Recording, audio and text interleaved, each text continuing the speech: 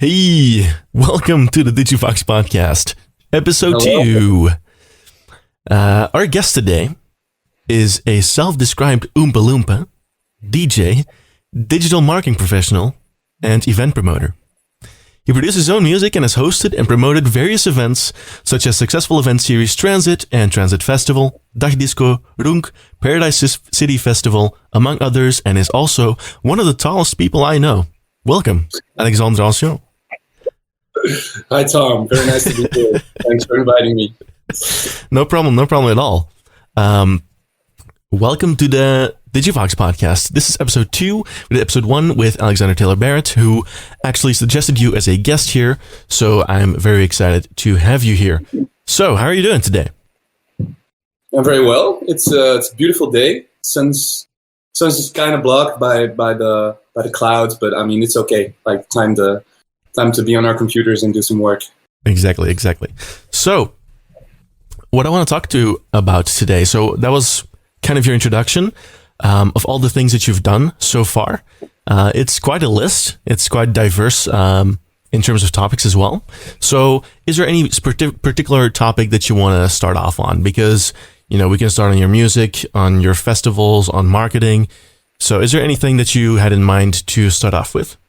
You can totally choose. It's totally up to you. Sure. What do you think would be most interesting to start with? Yeah, I want to talk about all the things. Maybe let's talk about your music a little bit, because we just heard some of your music in the intro there.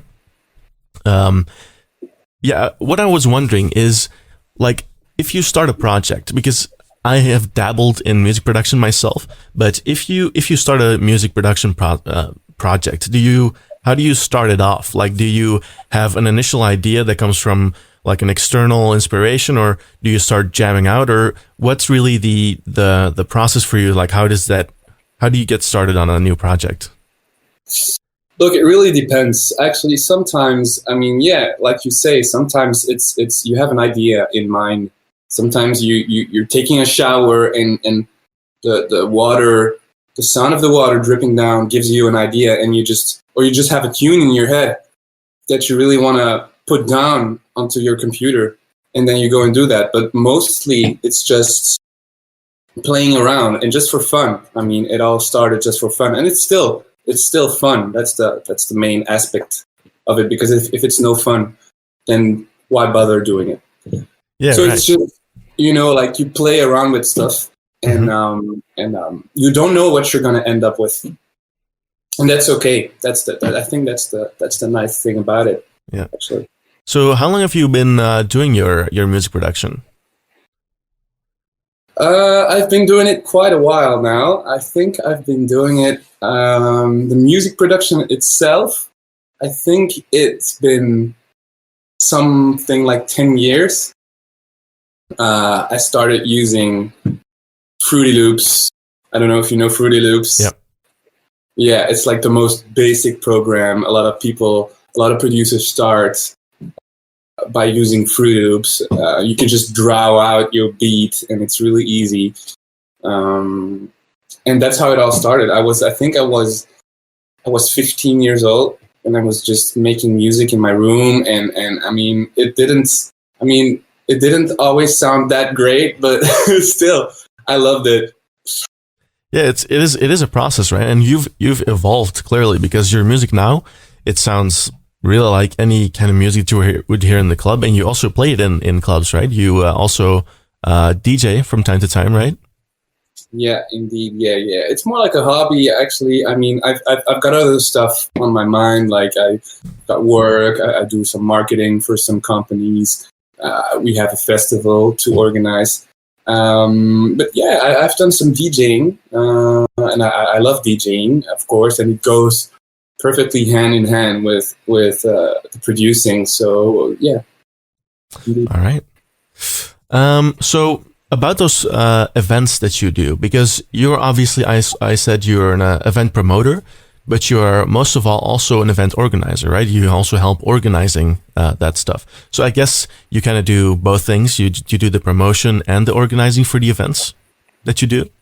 Yeah, indeed, yeah. So basically, we're two people, so it's just me and my buddy Bram, and just we were just hanging out like 6 years ago, and we really wanted to organize something, and we really loved the whole music and the whole scene and the whole vibe, and we wanted to organize something that was fun and different, different in the production, but also different in the marketing, because what was out there, I mean, there was a lot of other parties going on, but nobody was like doing something special or something unique. So our first idea was to combine a dance night, so a club night, with a art exposition. So that was the original idea. And so we talked to students from all over from like the art schools in Antwerp, and we rambled. We had some people. We had an atelier. I don't know how you say it in English. Atelier. Yeah, sure. Yeah, an art like a not really a gallery, but I guess a place or a creative space where they yeah. So we had a creative space, and we made the arts to make it into like a real arty exposition experience with dance music. So it was something totally new here in Antwerp, and it was a lot of fun. It was a lot of fun. And what was that first project? Because that was the first transit, right? That was the first transit, yeah. And we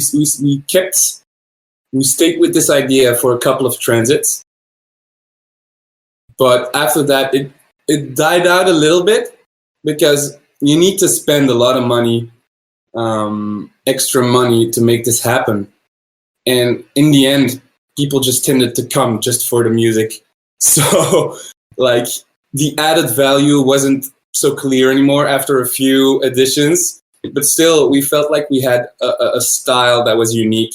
And also in the way we communicated through social media and the way we promoted our events was kind of unique, because we thought it was really important to make a cool or a nice video that will really grab the attention and really add some dimension to an event. It's not just an event. It's like there's a whole story, and like you want to identify with it, and yeah. So that's pretty cool. We can take a look at the videos later if you want. Yeah, sure. We'll definitely do that. Cool. So I was wondering about the organizing part. So let's kind of split that up. So the organizing part itself, like, what is kind of the process? So you start from an idea, right? You start from a creative idea. We want to do music combined with art. Then you need to book artists, right? I was wondering specifically about that part as well. Like, how is that process? Because obviously, when you see a party, you see like a cool name, and you're like, oh yeah, that's like a really nice poster with a lot of nice names on it.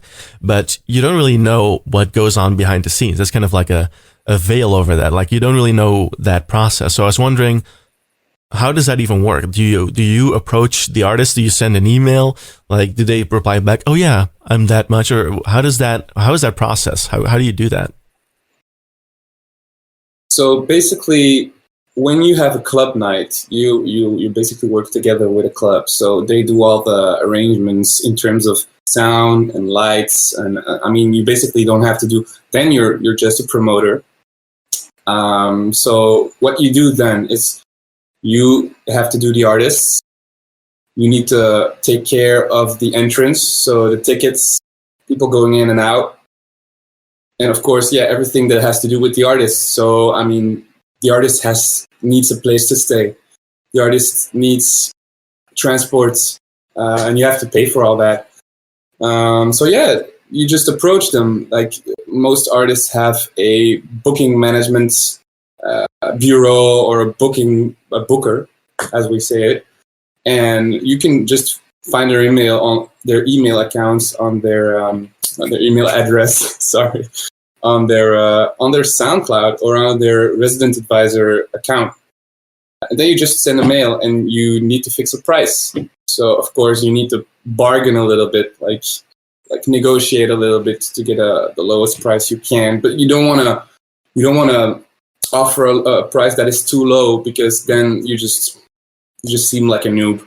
So you do like how do you like the price? You need to really make a nice estimate, and mostly how we do it is a combination of, do they have promotional material? Do they have like boiler room sets online? Because if an artist has a boiler room set online, then it means a lot in terms of promoting. We can advertise that boiler room, and boiler room has this status, like automatically, if you see boiler room, you know it's going to be quality. So those things are going to influence like the price of the artist in a big way. So yeah, you just approach them, you book the artists, you get someone at the front desk basically to just get the money for the tickets, and that's it.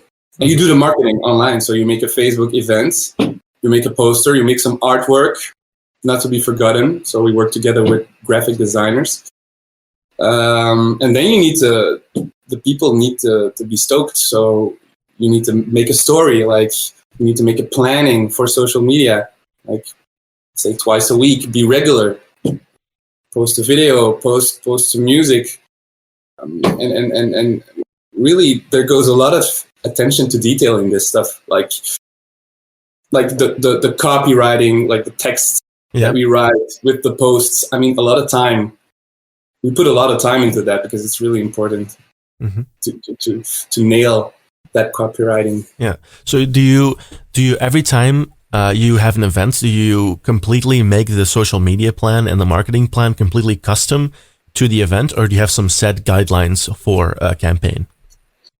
It depends. I mean, we just sit together and we just go through all the possible content that we could possibly post about this artist. So that could be like artist biographies, documentaries about the artists.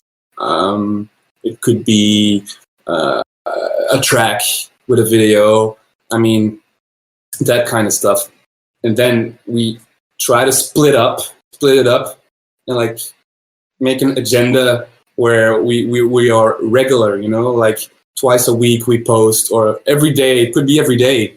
If there's a lot of content, you could post every day. And even like the time, like the moment, like the like 4 o'clock or 5 o'clock is very important with social media and with Facebook. If you post at 4, a lot of people are gonna, like, if you have a video that has a night vibe with a more dark music, I mean, you want to post that in the evening, because you want people to be like, you don't want to post that on a Monday, because people just they had it, they had a weekend, they drank a lot, and they just don't want to hear about music and about partying anymore. But if you post on a Thursday, people are just looking forward to the weekend. So that's a nice moment to post, I guess. Okay, yeah, okay, that's nice. So you basically are spreading out the content in a very conscious way. Like you basically assemble all the content that you could release, and then you don't want to release it all at once. You want to kind of spread it out over time. You don't want to give them the entire cookie jar. You just want to give them one cookie at a time. And then and then also, that's actually kind of interesting that you wouldn't post like a very heavy, dark like video or music on a Monday or something. That's super interesting. It's kind of like there's a lot of psychology that goes into it. There is a lot of psychology going into it. And like, you want to make people need to desire, and people need to like really want to go to an event. And that's not always, it's not easy, because there's a lot of other parties going on, and like, how do you differentiate yourself? Like, it's pretty hard, but I mean, if you put a lot of thought into it, then mostly it tends to work better.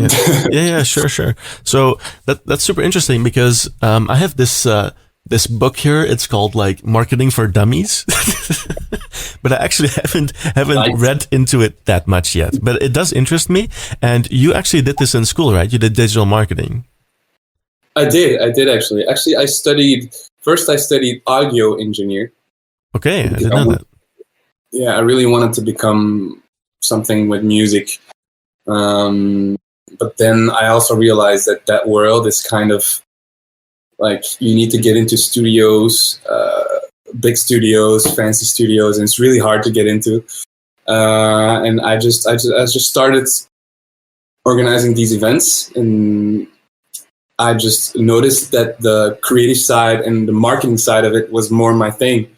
So I just got deeper and deeper into that, and I did evening school teaching me digital marketing, and I just kept on doing that, and I read books, and I'm still learning today, but I actually know quite a bunch about it. Yeah. So what are some of the key takeaways you would say from what you've learned in that digital marketing class? Because you also already talked about desire. Like I know that's already a big term in the marketing world, but Yeah. Can you tell me some more things about what you learned there, and what are some of the key takeaways that you use in the real world all the time? Oof, that I use in the real world. You mean Yeah. not in marketing, just like personal? Well, I mean in the real world, as in for marketing an event. Like, are there some things that because I can imagine there's also things that you wouldn't necessarily use all the time that you learn. Like, for example, if I learn something in school, maybe for that it's kind of different because it's more niche. But what are some of the key takeaways that you've learned there that you're using in your marketing campaigns, or that are really useful to you? Well, I mean, there's obviously a lot of things, but yeah, there's a lot of things. You can go really deep. And marketing is actually a pretty broad term, actually, because everything that you use to sell, to create desire for your brand or for your product or service is called marketing. And digital marketing is even that super broad. I mean, it could be like, you could be like writing articles and sending them over to press, like PR stuff. You could do advertising on Facebook. You could do like SEO stuff, like search engine optimization. I mean, you could do different stuff. And actually, it's so broad that mostly you need like smaller people, like smaller pawns actually in the game that do certain stuff. So doing the whole package is quite a challenge. But your question was, what did you learn? The thing is, I did like an evening school, and it was like concentrated on the more technical stuff. So it learned you the skills on how to advertise on Google, on Facebook, how to do SEO, all that stuff. But it didn't really learn you about like the psychological aspect, like how to create desire and all that stuff. So that's why I read a lot of books about it, and just checked out a lot of videos about it and movies about it. And I mean, every sort of media that could help. Yeah, sure. Yeah, that's the thing. I don't know that much about it, so it's really hard for me to ask a specific question about it because I just don't know too much like enough about it to really give you like a specific point about it. But it does interest me a lot. Like, for example, this may also be really broad, but at the same time, if you market an event, if you just set up an event, if you do all those things that you said, you make a timeline, those things are obviously super important. But what I'm also interested in is the reach itself, because if you only do that, then well, it's sitting there. But how do you spread it out? Do you do it through contacts, or how do you make the audience for it? How do you grow the audience? Because that's like a point that I'm really interested in. Because yeah, it's a different thing, right? Yeah, I mean, a big part of it is, of course, advertising, which is really important for events, because basically your Facebook event, I mean, today, and it's been like this for years, is the most important thing for your event. I mean, if you see an event on Facebook and you see there's more than 1,000 people interested or going, you know it's going to get down. And once you have that, I mean, it's going to grow automatically. It's like a chain reaction. So that's the goal, like get as much people interested on the Facebook event. And luckily, Facebook provides a very nice advertising platform. I'm sure you're well aware of. Right? Well, yeah. Well, I know about the advertising on Facebook that you can really granularly choose which kind of people that you want to reach. Yeah, you can target. So you can really target, like Facebook has the most insane targeting. Like you can target people that who are going to get married soon. Like you can choose. Mm-hmm. Do you want to target people who are going to get married in 3 months? You want to target people who want to get married in 6 months? Do you want to get people who spend more than average on the internet? Do you want to get people?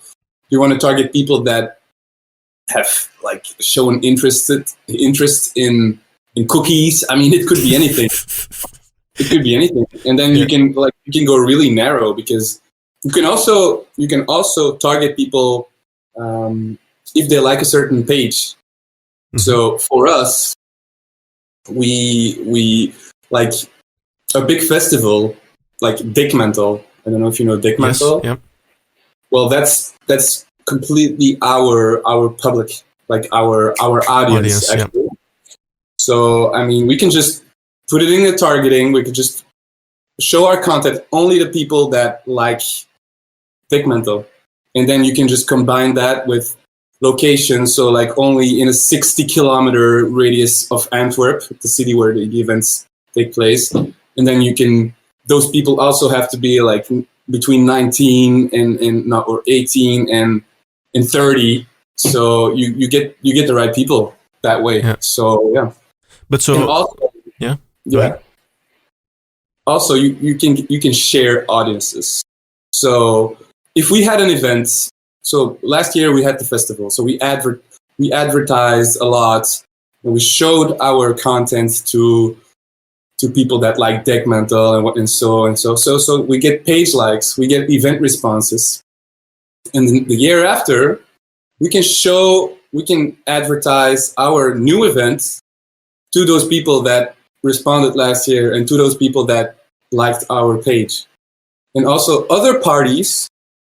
Like if we work together with other Antwerp parties, they can also share their audiences. So they can share the people that responded to their events or the people that liked their page.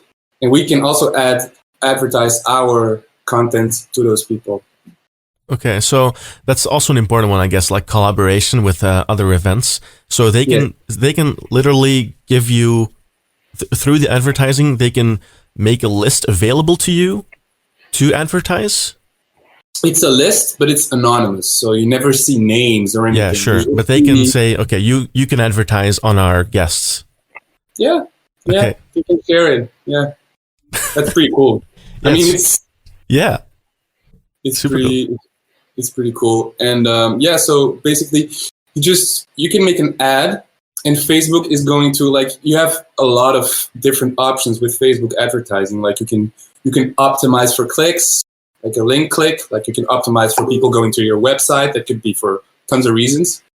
You can also optimize for page likes. You can optimize for engagement, so likes and comments on your posts. You can optimize for conversions. You can optimize for sales on your website, which is connected through the Facebook pixel. And what we use for the festival or for events is, of course, event response. So you have your event, it's going to show an ad. You can choose the media. So it could be a video, it could be whatever. And there's a knob, and you can just click interested or going. And that's what we need. Like Facebook is going to optimize so that it shows it to people that are likely to click on that knob. So mostly, so that's how we get like the cheapest clicks on going or interested. Yeah. So like you said, that was what I was going to ask is So people that are most likely to click going on an event. So people who go to events a lot, they'll get the event more prevalently. That's the optimization that you're saying, right? I mean, I think the optimization, nobody really knows what happens, but it's an algorithm. And I think it even shows it to those people on the right moments and everything. Like it knows so much. It's like, that's like AI stuff, like machine learning stuff. And it acts on probability, you know? Goes on behind the scenes. That's so interesting. Also, do the work, you know? let the tools do the work. Yeah, that's I guess how it became big, right? How it became as big as it is because of those algorithms. So basically you're saying that the audience building, the main part of it is through advertising on Facebook and such. So advertising is your main audience building tool. Yeah, absolutely. But I'm starting to step away from that a little bit because it's never good to only focus on advertising. Mm-hmm. It's always better, like except if your content is really good, if you have like a really nice video, which we try to do, mm-hmm. then sponsored content or advertising is works really well and it's really nice. But I mean, it's always better if someone says that you are great, you know, like maybe not for events, but for any product. Like if you advertise your product saying, hey, look at us, we're great. Well, that's not how it works. Like, look at us, buy our service. You know, you're going to spend your money and it's going to end up like, people don't like, you're just a random sponsored ad and there are so many of them. Right? You probably you have ad block on. Yes, you don't see I do. But on your phone, you don't get that. So. You see ads on your phone, right? Yeah, definitely. Yeah, when you use those apps, you can block those ads. I mean, I wouldn't want to block my ads because like I love watching ads and like seeing how they do it and get inspiration from it, or see like, oh my God, they really suck. That's a shitty ad. Like, I really love that. I don't want to block my ads. Yeah, sure. So I want to see what the others are doing. But what were we talking about again? Audiences. I mean, we can go really deep into that. We can go. So you just said that obviously organic growth, I guess what you're getting at, is way more important than getting someone through an ad. Because it just creates, I guess, more engaged and more long-term audiences. Like for example, myself, like I learned about transit through Alexandre, and then I met you and stuff like that. And now I basically come to those parties more often and I'm more involved.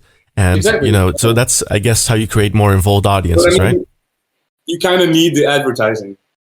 Like you can advertise a video and then this person is going to talk about it to his friends. So then you have both, you know? Yeah, it's an entry point. It started with the paid and it continued. Or you can just like, you make your ad and you ask people to share in your ad. And that way people see an ad and they share that ad. And that ad is going to have like 20 times or like 100 times more reach. Just for free, because you just ask people to share. And then also the people that see that shared ad or shared content, they don't see it as an ad. They don't see sponsored. They just see, a friend of me shared it. So that's like way more organic. But actually, it started off with an ad. See? Yeah. So an ad is like an entry point to basically get someone to know your content when they have no connection to it at all. You basically create an artificial entry point, a seed, and then it can spread from there. It's the easiest way to get reach. Like it doesn't cost a lot. Like it costs you on average like €5 to reach 1,000 people. So that's not a lot. It's not a lot. And I guess for you also for podcasts, like not even for you, but like podcasts, you can easily just give away something. Make an ad, with a giveaway. Tell people to share it and like your page to win that thing on your ad. And your ad is just going to have crazy reach, and I mean, people are gonna jump to the podcast like it's got fucking like free cookies or something, you know? Yeah. I know what you mean. You see that often, right? So these campaigns, I don't necessarily like that when they say you can win this, but you have to leave a comment and a like and follow and mention like 5 people in your comments on Instagram. But it works. It clearly does work. Yeah. If you think it's too cheap, which I also think I wouldn't do that. But just asking to share if it's nice content, and you ask and you say and you don't make your whole post about it. Just make a nice post and just below in small letters just put share and win this. Yeah, sure. Or share to win blah blah blah. Like we would do like our video of our events, and then it's just gonna say, hey, this is the not like this, but like a cool event in Antwerp, blah, blah, blah. And then at the end, it says share and win 2 tickets. Yeah, just win an entry. You don't make your whole post about it, but people are going to see it and people share it. And it works. Yeah, the main content of your post. Yeah. Tickets.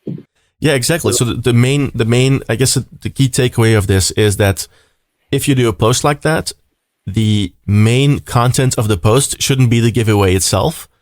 The main content should be the content, and then the giveaway should be a way to spread the content, to spread the body of the work. It should be additional. Yeah. I think that's the way I would always do it. I wouldn't just do like a contest. Nah. Because then people are there for the contest and for nothing else. Exactly. It looks too fake, like too commercial. Like you don't have any other message than just win this. I don't know. I mean, it can work. It works. But like, it depends on what you want. If you don't want to, like, your status to be like super, like, you know what I mean. Yeah, I know what you mean. Yeah, it's interesting. It's interesting to think about it like that because obviously I need to find a way to advertise and kind of grow the audience, because the only way where I know to grow an audience is like I did on YouTube. But that was pretty organic, and also through Reddit. What I did was I posted a video pretty regularly, and I posted it on Reddit, and basically my growth came from that. But it's also interesting what you're saying, by just asking to do something, that already helps tremendously. I also noticed that when for example, when you watch a video or read an article about growing your YouTube channel, they're always saying, ask your audience to like and share a video. You always hear people saying that, but just asking those things will remind people to do that, and that also works by just asking it. It like for nowadays, like it almost you almost cancel it out if you watch a YouTube video, because everyone is saying like and subscribe and stuff, but them actually saying that does actually help, right? It does work. I mean, if they say it, I do it. Especially if the content is good. Yeah, which is really important, because I mean that's like the main thing. Then you can ask it, and you don't have to make your video about it. Just make a video with nice content, informative or just entertaining video, and just ask in an honest way. Tell people like, yeah, it really helps. It really helps if you like and comment. Or like and subscribe. Sure, you know? Yeah. And that kind of reminds me of a YouTuber. I don't know if you know him. It's called Davey504. Do you know this guy? Well, I don't know. You should definitely look him up after the stream. He's basically a bass guitar player on YouTube. All right. But he makes his videos in kind of like a humorous way. He has like a humorous twist to his videos. And he started out just making bass guitar videos, and now he's basically like the second PewDiePie. He's basically making like humorous videos, reaction videos on YouTube. But the thing is, you probably know about bass, that you can do like slap on the bass, and he uses that as his shtick. Like so, he always uses slap on his bass, and he always at the beginning of his video, he says something about slap like now or something, and he makes it into like a humorous thing. That's nice. And he gives his twist to it. Yeah. So he basically makes it into a humorous thing. Like, for example, I don't know, like a you laugh, you lose video or something. And then if you lose, you have to slap like and subscribe. And then, but he makes it into like a funny thing. And now his channel is growing tremendously because it's like part of the humor of the video, kind of. I don't know how he does that, but it's nice. it's really worth watching. Yeah, it really works because his channel is skyrocketing. I will watch it. Yeah, it's very nice that people find creative ways to be different and not just to ask to like or to subscribe and to find like innovative ways to do that. That's pretty cool. Yeah, Davey504. So this is a super interesting topic to me. Just growing audiences. Yeah, sure. Please continue. I mean, we could go like super deep into like Facebook ads stuff, like optimizing and shit. Like, I mean, we can just, like, you can go like really pro in that stuff because, like, with drop shipping, and I'm actually starting some kind of e-commerce stuff right now, and I'm trying to rely mostly on advertising, and we're selling actually clothes or bags, and we have the whole concept behind it. But what is really important is you are advertising worldwide. So, I mean, that gives you a lot of reach and a lot of possible people. And with a festival, you just advertise like just around your city. This is a whole other ball game. Actually, you need to find like the people that react to your ads or to your products in the best way. So you can make like dozens and dozens of groups, of different groups. So you make different combinations. I don't know if this interests. Sure. Yeah, it does for sure. So yeah, basically you start out with like 10 ad sets, and you change the settings. What's an ad set? So an ad set is actually the part of the ad. So it's a set. So it can have different ads in it. Mm-hmm. So you have a campaign, then lower in the hierarchy you have an ad set, and then you have the ad. The ad is part of the ad set, and the ad set is part of the campaign. You see? Yeah, the campaign is like the big thing. Sure. Okay, so the ad set. And the ad set, that's where you set the settings. So you can put the interests, demographic, like where do they live, what's their age, like everything that like defines the person. Mm-hmm. So you make different groups or sets of ads for different audiences for the same product. Yeah, so let's say it would be like beauty products. Yeah. So you're gonna just like, maybe you'll start off with magazines. So you make like a group with Vogue magazine. Vogue, you know? Mm-hmm. One with, I don't know, Beauty Today.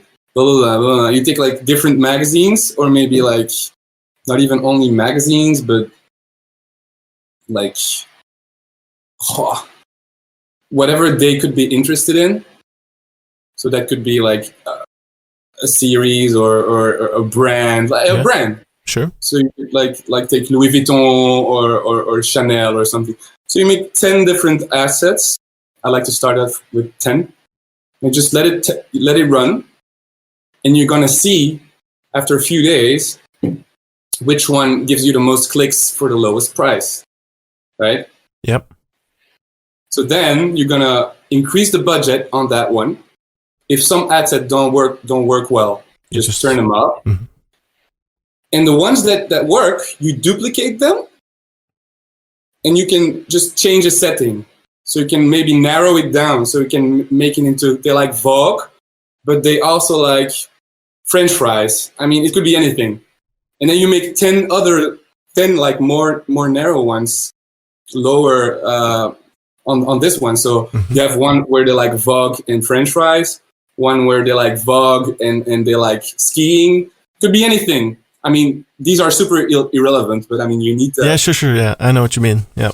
And then if the ones that work best, you can narrow it down even further, and you can just keep going until you get like... And Facebook is gonna optimize, so Facebook is gonna automatically choose the ad sets that work best and increase the budget on that one. Okay. So I mean, like you can... That's pretty crazy. And once you have enough sales... or enough things happening on your website, you can make lookalikes. So in the end, you come with a data set that is almost a prototype of your ideal customer, or the ideal customer that responds to your ad the most, or the most likely to respond to your ad. Yeah. And then this is the craziest part. You can make lookalikes. Do you know lookalikes? No. Yeah. So once you have like 100 people, or the more the better, performing an action on your website, it could be anything. It could even be just people that watch your video on Facebook. But you need a source. So a source could be people that watch your video on Facebook, like people that watch 75% of your video on Facebook. That could be a source. It could be, it could be like people that viewed multiple products on your website, or people that added things to their basket on your website. You take that source and you make a lookalike. So that means Facebook is gonna you can choose 1%, 2%, 3%. Of course, 1%, it's gonna take all of the people in the world that are the most, that looks the most in terms of, So it's like profiling. You're profiling as a kind of person. So 1%. So that means you have 100 people. Okay. And that one person that looks the most like your potential buyer, like your buyers, actually, if you take people that bought, it's going to take that person, that's a lot all of those people persons in the world that look like the 1% most similar to the people that performed the action. So that's crazy. Once you have that, of people. if you use purchase, and then you just take like the 1% of the whole world that looks the most like people that purchased your goods, you're not gonna waste your money. You're showing your ads only to people that are super similar to the people who already bought your products. So you can really scale. If you you can spend thousands of dollars a day on Facebook and get tens of thousands of euros back a day in return. So I mean, I'm really experimenting with that stuff right now, and it looks pretty promising, actually. That's crazy. So I guess you can also, in the lookalike thing, you have to choose a percentage of the world, I guess, and that scales up in budget, I guess, right? Yeah, and then you just put your budget, and if you feel that you have showed your ads or showed your content too much to that 1%, whatever, you just go to 2%. You have a bigger audience. It's going to cost you a bit more, probably, a bit, but I mean, you probably oversaturated that 1%. But I mean, 1% in the whole world, that's a lot of people. So it's going to take a while. A crap ton of people. Yeah. And even if you change up your content and all that stuff, then you're never really going to oversaturate your 1%. So wow, that's insane. I love that. Yeah, you can go even deeper. This is the top of the nutshell. You can go much deeper in that stuff. Yeah. Okay, let's go. No. I think it's pretty cool. Okay. Let's see. What's an oompa-loompa, by the way? Oh, it's just a joke. Because I'm really tall and an oompa-loompa is really small. So it's I just didn't want to have a too serious biography on my Instagram. So people that know me know I'm tall. Yeah, I put oompa-loompa because I'm not small. So all right. Big joke. What's your go-to order at your favorite hometown restaurant? Ooh, that's a random question. Well, if you take out something, what's your favorite order? I think it's banh mi. Do you know that? No. It's really good. It's Vietnamese. It's fusion cuisine. It's pretty new. Fusion cuisine. Yeah, I love cooking, by the way. We can talk about cooking too. No, I'm kidding. It's not digital. It's not digital. I don't mind. What's banh mi? What is that? Banh mi. Banh mi? Yeah. Banh mi. So it's not like, it's not like banh mi. Look it up. Okay. How do you write it? Let's see a picture of banh mi. It's BAHN. Yes. And then a little A dash? Dash. Banh mi. M-I. Oh, I see. Oh, it's like a sandwich? It's a sandwich. Yeah. Oh, look at this. Oh, And wait, this let is- me... Can you see it? Oh, yeah, that's it. Yeah. Ooh, yeah. Mouth watering right now. Wow. And what is in there? Pork, veggies, herbs, Yeah. and condiments on a crusty You can baguette. do it with pork. You can do it with chicken. You can do it with any kind of meat. You can do it with tofu if you're vegetarian. It's basically, it looks like a healthy version of a mitraillette. Exactly. Yeah, but it's actually quite healthy. Yeah, It is healthy or not really? it's kind of healthy. It's got. I'm gonna tell you what it's got. It's got sriracha mayonnaise. You know sriracha? Yeah. Yeah. It's like the typical hipster spicy sauce. Sure. You know, you mix that up with mayonnaise, which is super European mayonnaise. Yeah, that's not healthy. That's not healthy. That's like the most unhealthy thing in the, Okay. In the dish. Because you have meat, you have carrots, raw carrots, you have cucumbers and coriander, lots of coriander, Nice. and then you have some ginger in there, some garlic. It's really good. Some lemon juice. I love And ginger. soy sauce. Ginger is so actually- good. Oh, It's really tasty. nice. Yeah. So, yeah, I mean, random question, but yeah, I kind of wanted to ask this. I also, well, you sent me before some links, right? For the people that you have been working with in terms of video production, because obviously you've been talking a lot about the content itself, right? And that the content has to be good, and the videos that you're making. Can you tell me something about the process of the video production for Transit or for the events that you do? Yeah, of course. Yeah. So we're always looking for like a concept, like something irrelevant but still relevant that we can like make a story around the event. You know what I mean? Mm-hmm. So could be anything. Sometimes we're just toying around. I mean, we did a video where we did a video about a horse, about a drunk horse. So we had this horse mask. Yeah, I remember You saw that. it? Yes. That's stupid, but still, it was funny. And we just had fun, and we just went to the city. We had a few beers and a bottle of wine, and we just filmed a horse just getting down in the city and just breaking stuff and like being outrageous. And that was basically the video. And then super irrelevant, but that's... But still, I think in a way, because it was the horse mask, so it was kind of anonymous. So I guess when people saw that video, they could kind of put themselves in place of the horse, and then they could kind of relate to what he was doing, just hanging out, just being random, And I guess they could identify themselves with it. Was that kind of the intention, or not really? Kind of, yeah. Kind of, but it was actually pretty random. This one was really random. It was at the start of Transit, so we didn't really know what we were doing. We just wanted to be funny, and it was just fun. But that's how I felt when I saw that video. I was like, if you go to this event, you will end up like this guy. Yeah, kind of. Fuck yeah, I want that. Sure. Like just fucking random. Like just be this horse. Sure. But that kind of it's kind of the vibe, right? It just gives a vibe and it kind of gives you an idea of, okay, this is the kind of event that I'm going to. And if you're kind of like a random person or feel like to get, what I mean? It doesn't take itself too seriously. It is random. So random humor, just not too serious.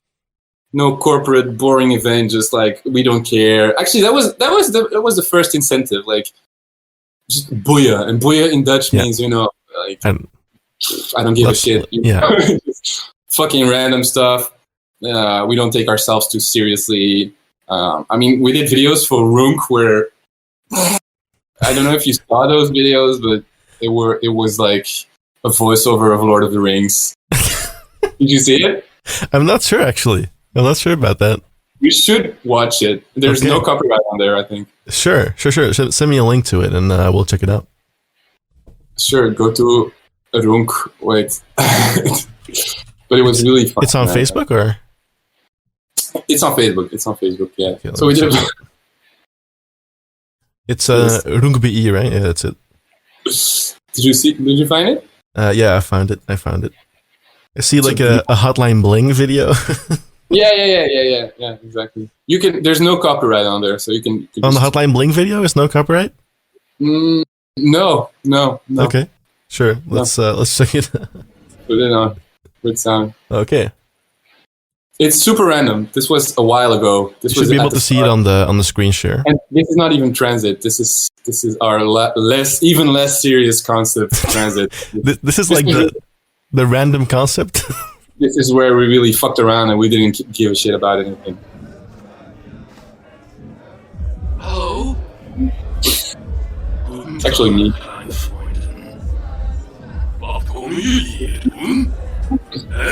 It's like master movies. Roenken.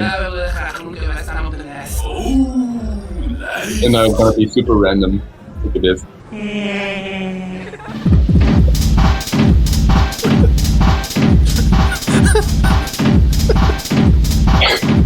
Look at the end.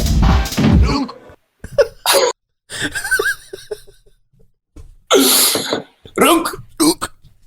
It's super random. Oh, we had another one. Oh my god, I'm gonna just go down on the feed of Roenk. Okay.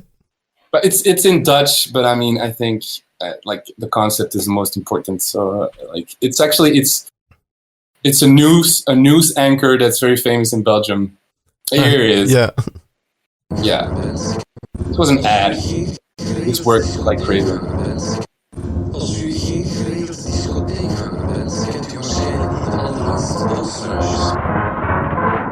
He's talking about like techno and like how techno is used to fucked up and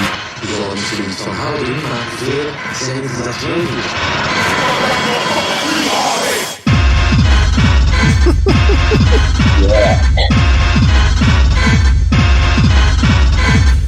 So he's basically saying, well, you might not like this music, but there's a lot of people who do.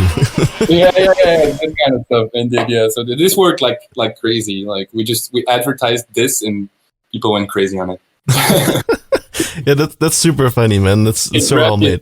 Right? It's like it's like news, but it's it's funny, and it's from the Ancion video, right? The video clips. Exactly. Yeah. Yeah. I love that video. It's a very nice clip. Nice song as well. Oh, super nice song. It's Tin, right? Tin from Ancion. Ancion Tin. Yeah. Man, that video, just the people.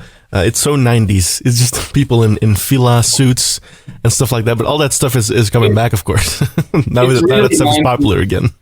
And I'm looking for that one, for like the original one, but I can't find it. For like a fila tracksuit? No, for the video. I don't know where the random video, where the like the original video came from. You know? Yeah, I have no idea. No, I want to find it. Yeah, I'm gonna try to find it as well. In the maybe there's someone in the comments on that video that knows what that is. Please let me know if you find it. Sure, I will let you know. But I mean, still, like a 90s fila tracksuit would also be cool, right? No? Yeah. I love that. Good thrift shopping. Yeah, I want to find that. Okay. So you also had Dagdisco, right? What was that all about? Oh, that was just, oh my god, that's a while ago. I still don't know what it's about though. No, that's good. I mean, Dagdisco, that's just a group of friends hanging out, and we wanted to just organize small guerrilla parties, like non-official, illegal parties. Actually, sounds badass, right? Right? No, it's fine. Okay. But it's pretty cool. beautiful. No, basically, it's just the concept is this. So there's this beautiful place in Antwerp. Yeah. It's just near the water, because in Antwerp you have the water from the port coming in, Yep, so it's beautiful. sure. And you have this corner where you see the whole city, and you just have grass, and it's beautiful. And what we do is just what we did. It's a while now. It's been a while.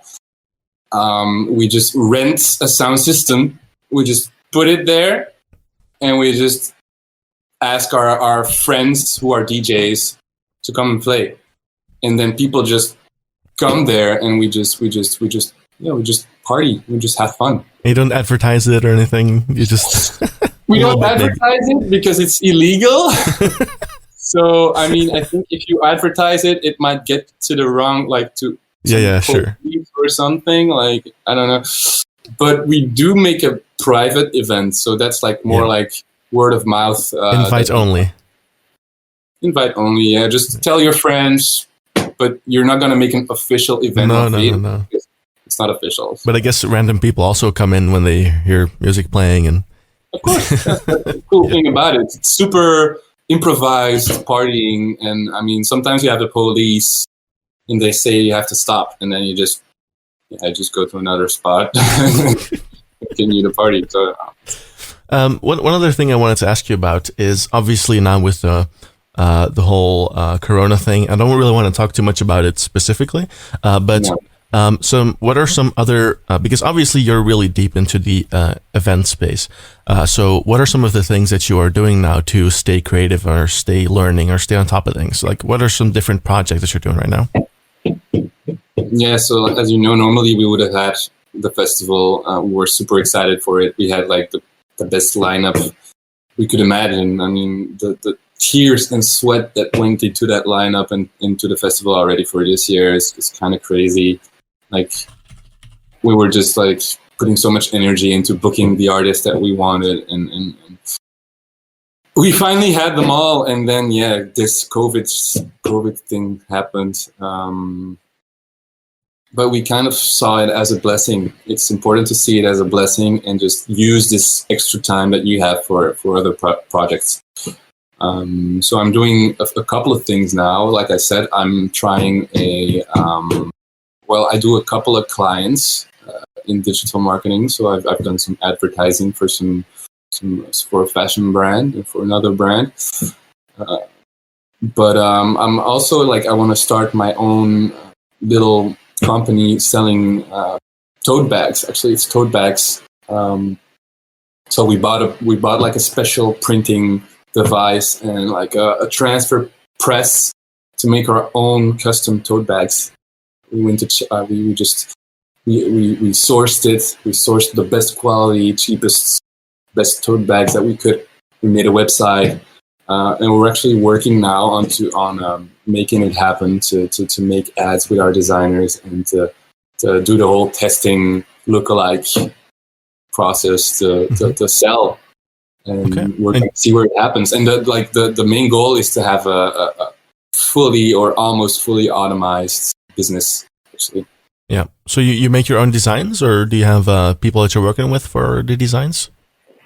We are working with people to make the first designs. But actually what we want to do is we want to attract like independent young designers who just are making designs all the time and use those designs and pay those people for those designs. So we can make an ad. We can make an ad telling people, "Hey, do you want to make quick cash? Mm-hmm. Send us your designs, and we'll pay you for those designs." So I'm sure there's a lot of young, still student people making designs all the time. So if they send us their designs, we give them money for the design. Then we just have a constant stream of designs coming in, and we just have to choose which ones we want. Mm-hmm. So I might know someone who can make something maybe for you. Yeah, I think I know someone. I'm gonna ask her. I'm gonna send you her IG page, and you can check it out. Yeah, after this. Sure, I'm gonna write that down. Then I'm gonna send you. Doing business on Yeah. podcast. Exactly. I'm going to send you after. What I also wanted to ask you about, because you brought it up right after this question, is obviously the festival that you were working on. Because I'm sure if you do a festival, that's a completely different ball game than doing a single event at a club. Ooh, yeah. So tell me about that. How is that? What are some of the other things that you didn't maybe expect that you would have to deal with? Wow. We totally underestimated that in the beginning. I can imagine. Yeah, actually, we didn't really want to do a festival first. It wasn't the original idea. We just wanted to do a club night or club day somewhere on a random location. So that's where we came up with a castle, which is called Kasteel den Brand. It's a pretty famous castle in Antwerp. Beautiful, with beautiful green stuff around it. And we contacted them and we asked, can we do a night in the castle? And they were super excited about it. So we were super excited about it too. We were like thinking about which artist we wanted and thinking about the whole production process. And then actually we thought, why wouldn't we do something in the day as well? Like, we have the castle, we can do something even just outside the castle. We're going to ask them. And they were super excited about it too. So we thought, okay, cool. It's not a club night anymore. It's a small festival. Yeah. So okay, Transit Festival. Nice. And it really exploded on Facebook. I think it's also thanks to the castle, because that makes it really unique. You don't get to party at a castle too often. So it really exploded on Facebook. Of course, we advertised it.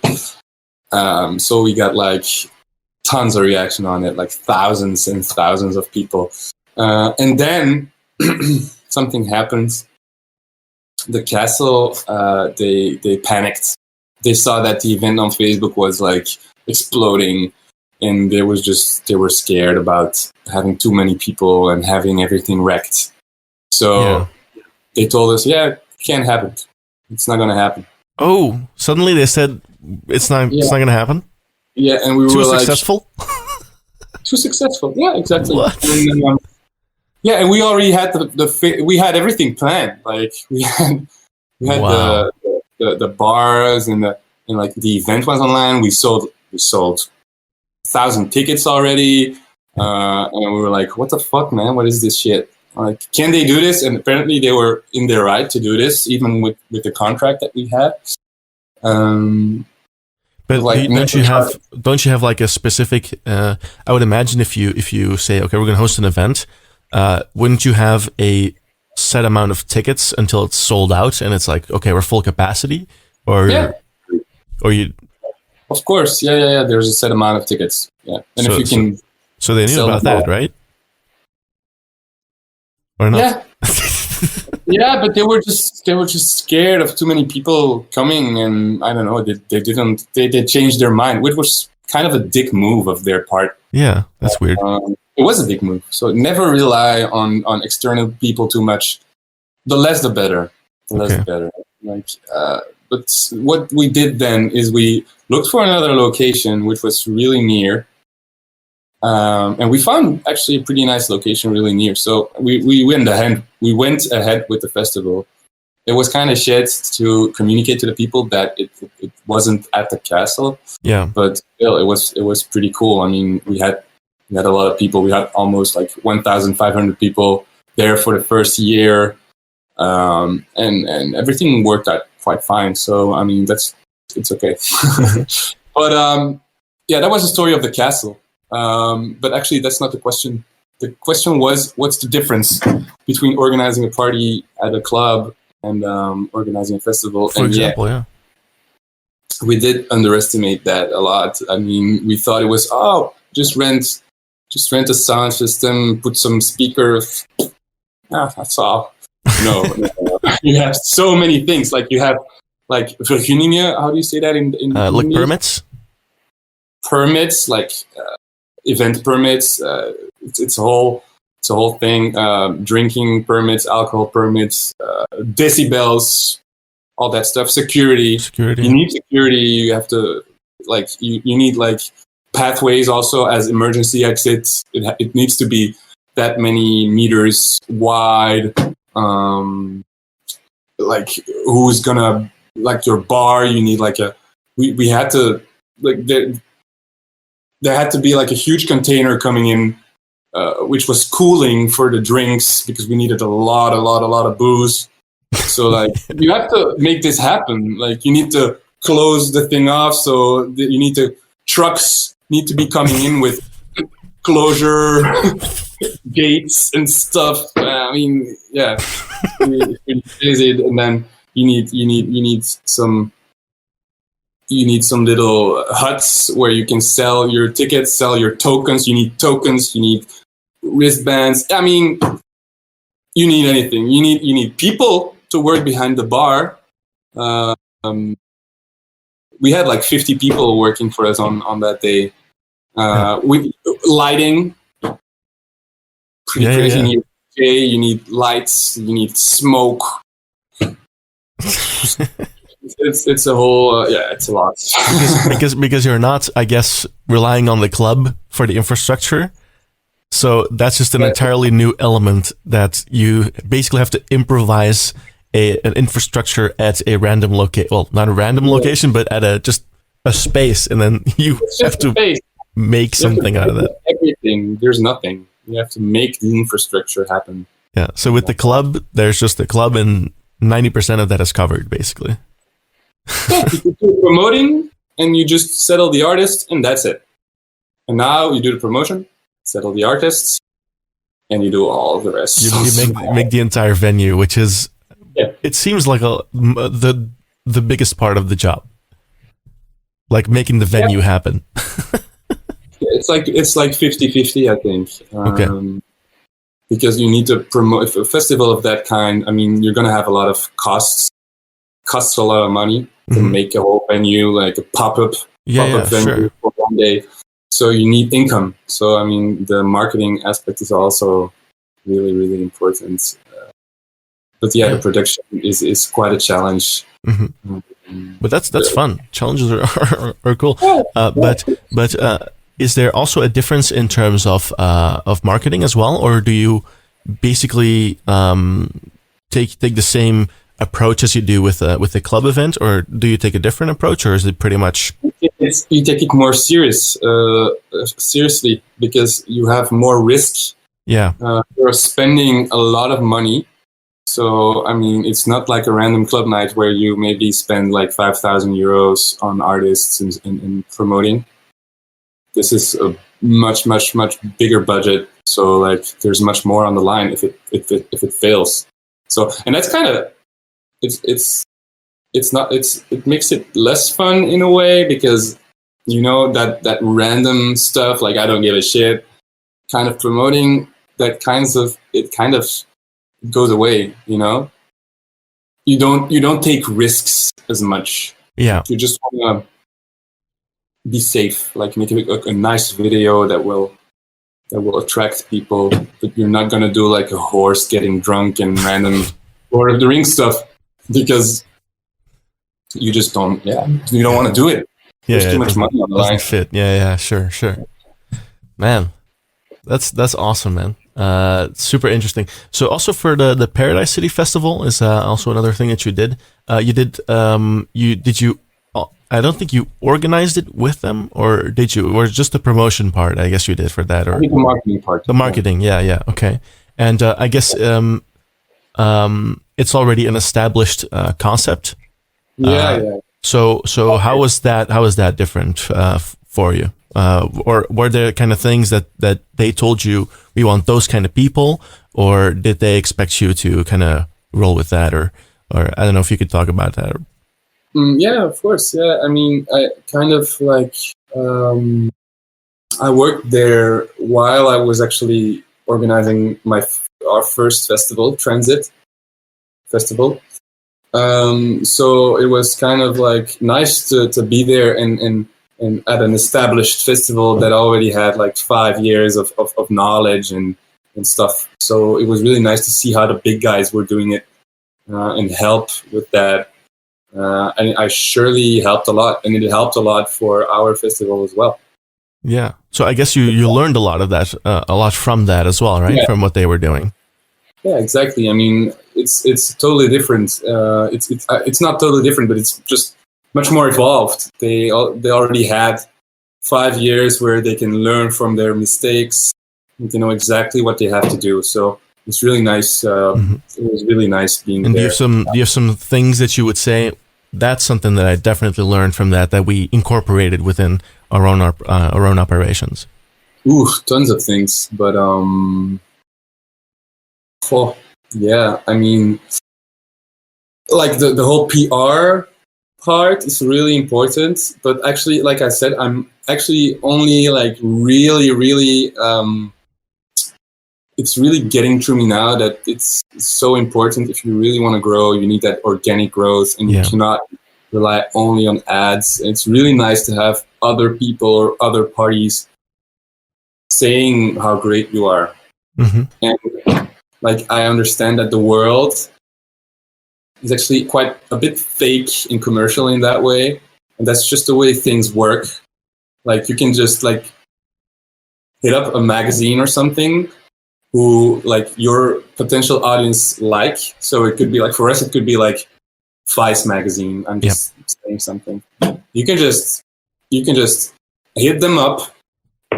They are looking for content for their audience. So like, you can just say, okay, you can write an article about us, but then we give away tickets. So that's actually a win-win, because you have like more reach.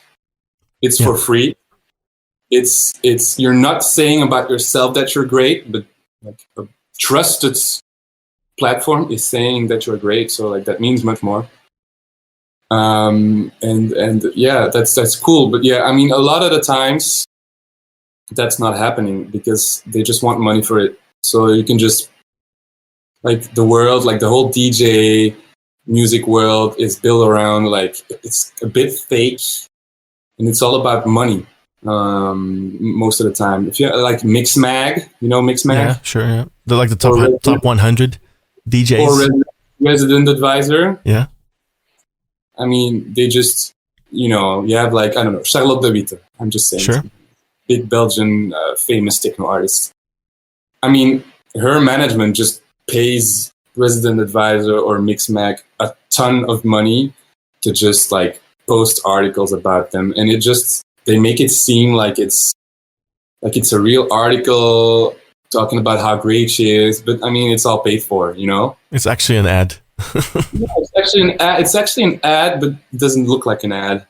Okay. So a lot of stuff in the world works like this, and not only in the music industry, but yeah, on YouTube they have, if you have a paid promotion, you have to declare that, and there's like a banner.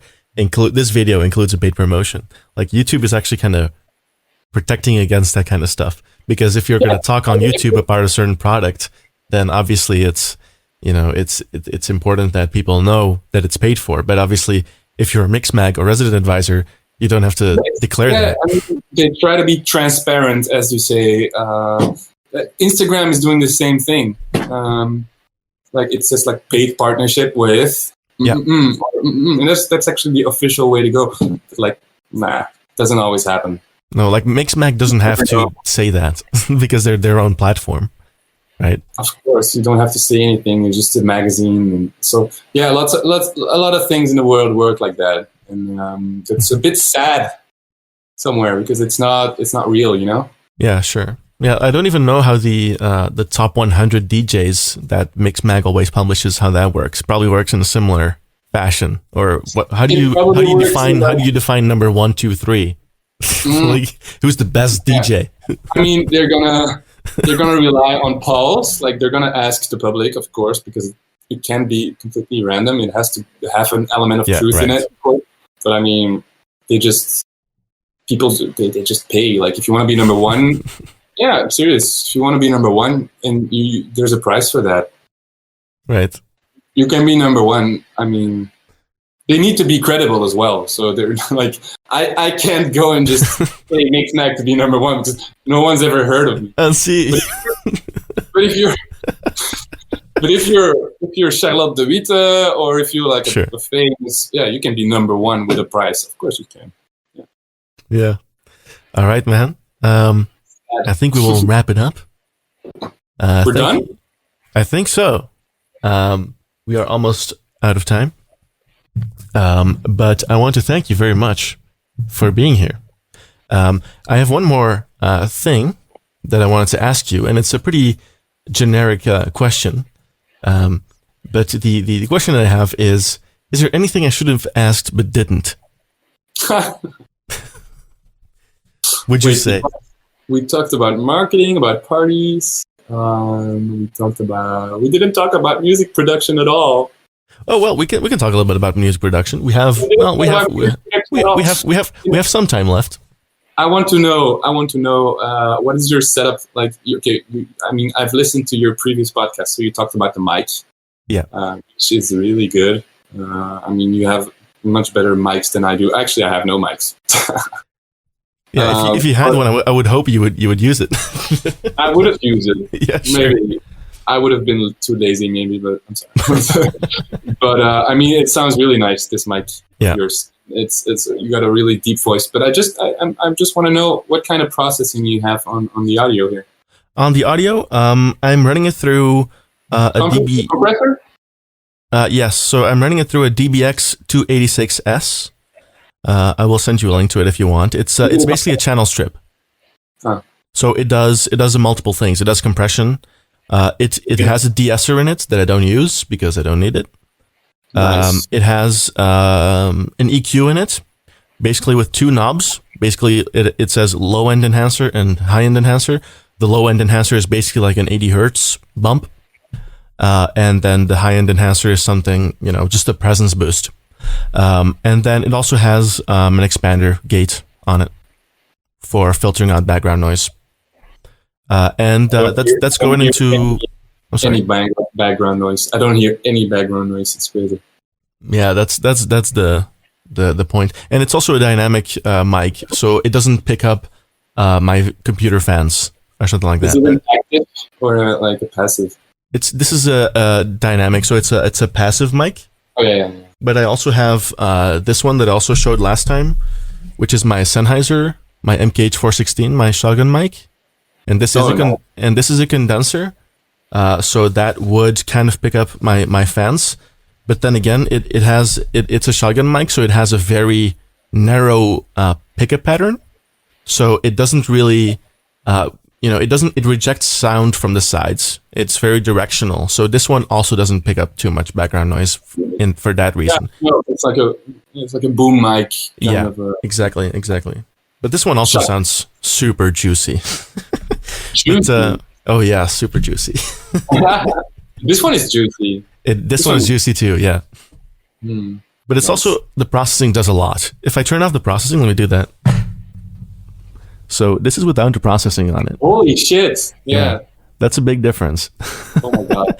Obviously, it also reduces the volume a little bit because of the compression. It has a little bit of makeup gain on it. But it sounds really flat. It's just a really flat mic, and that's perfect for processing it because if you then process it, you can make it sound however you want. And now it sounds compressed, which is good. It is super compressed. Yeah, I use a lot of compression on it. I use 2 stages of compression, actually. So I use a stage of compression in my DBX, and it goes into my RME interface. I have a Fireface UCX, and there I can also do some real-time processing. So I use an extra 80 hertz boost, but it's really minor, just to give it a little bit more juice. It's like that deep voice. It is the juicy low end. Do you adjust anything beneath like 80 or 50? Right now, I don't have any low end cutting, but I do have a low cut switch on the mic, and this is with a low cut switch on the mic. So that basically eliminates everything under 100 hertz or something. And that sounds great as well. It sounds a lot less muddy, I guess. But yeah, you don't need those super low. No, you don't really need it. But then again, I do enjoy listening to it. I understand. I kind of like that low end juiciness because this mic also picks up a lot of sub bass, and it's actually used a lot in bass drum cabinets and stuff like that. This mic, All right. because it's also dynamic, it can take a lot of decibels, basically. Yeah. But I Nice. only use my mics for voiceover, so I don't really use it for music, just for spoken word. I've been researching like spoken word for mics for Man, about this is- 5-6 years now, I think. This is perfect. This is you don't need another mic, right? Yeah, no. This one is great. Yeah, no, it is. It is. The only thing is that it takes a lot of gain. So if you don't have the proper equipment for it, then you have to drive the preamp super, super hard. You have to basically put it 100% of any interface. If you have an audio interface, you have to put the preamp 100%, and then you do get background noise. So you do need a preamp of some kind. There's always a downside, right? Yeah, that's just this mic, but it's been the same design like this since the 70s or something. I mean, you can tell probably by the color. For those who Yeah. are listening, it's kind of like a old school beige color, but I do like it. It's awesome. You look like a radio man of the 70s. A radio that's man. Radio But- man. But yeah, I mean, they also have new mics. They have this is the RE20 from Electro Voice. Yeah. But they also have an RE320, which is a black version. So it's a completely black painted version. It looks the same as this one, but it has a very dynamic neodymium magnet in it. This one isn't a very efficient one. It's just old design. It's basically a classic mic with a classic sound as well, but it's less efficient. But the new 320 has a very efficient magnet in it, and you don't need a lot of gain at all. You can and it sounds great out of the box. You basically don't have to do any processing up to it, but it's not as flat as this one. It's a little bit presence boosted, so it also already sounds a little bit processed just by using it out of the box, which is also nice. But Yeah. I went for the classic. I mean, yeah. This one is really nice. I'm impressed by the audio. And what about your equipment that you use for your production? Do you have any specific things that you go back to for your production? I use all digital. So Digital, yeah. yeah. No, I have like a step sequencer, which I barely use. The thing I use most is just my mouse and my keyboard, and of course a keyboard, like a MIDI keyboard. Yeah. Mhm. That's the most important. So you can just really play with different velocities. So with Yeah, this, yeah, you can do everything, because I think everything is just digital. Like you can have super fancy equipment, but nowadays you can really replicate everything almost perfectly digitally. So that's actually it's nice. You can do everything with a super low budget. Yeah, true. And what you create with your equipment, it just sounds great to me. Is there anything that you wanna plug, or let people know where they should find you and should find your music? Yeah, of course. Yeah, sure. They can follow me on SoundCloud, which is Ancy. It's ANCY. Come and follow me. Slap bass, like everything. Bass. Yeah, I gotta send you that channel. Do it. Do it. 504. Please do. Actually, yeah, I'm gonna send it to you later. Yes. Okay. Looking forward. I really want to thank you for being here. I thought it was super interesting. Thank you. Tom. You obviously are very knowledgeable in your field, and I think it's awesome. And you have some things to teach me in terms of marketing, because I love making content, but my marketing isn't really my strong suit. My strong suit, I'd say. We're talking private about we'll talk in private about promoting podcasts and stuff if you want. Sure thing. Okay, I want to thank everyone for viewing and listening. If you're listening on Spotify, it's also coming to Apple Podcasts, Google Podcasts, basically all the regular podcast platforms this show is going to air on. So if you're listening on there, thank you for listening, and thank you for Alexandre for being here. It's All my right. pleasure. Okay, thank you very much. We will see you later. Goodbye.